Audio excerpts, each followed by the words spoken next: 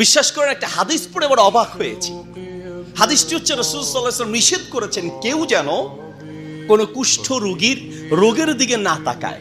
তার মানে শ্বেত রোগ হয়, বিভিন্ন রোগ হয় না, তেমন শ্বেত রোগে শরীরের বিভিন্ন জায়গায় সাদা থাকে, চেহারার কোনো কোনো জায়গায় সাদা, শরীরের সাদা, হাতের বিভিন্ন জায়গায় সাদা সাদা থাকে।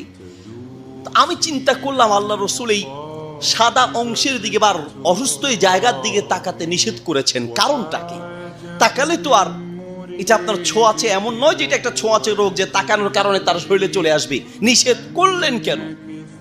পরে সেই হাদিসের ব্যাখ্যা খুঁজতে গিয়ে বুঝলাম নিষেধ করেছেন এই জন্য ইসলাম, সুবহানাল্লাহ, কতটা মানে সামাজিক বিজ্ঞান মানুষকে শিখায়, কতটা মানে গভীরভাবে মানুষের সামাজিক কালচারের দিকে লক্ষ্য রাখে। রাসূল সাল্লাল্লাহু আলাইহি ওয়াসাল্লাম তাকাতে নিষেধ করেছেন এই জন্য যে আপনি কোনো ব্যক্তির ত্রুটি স্থান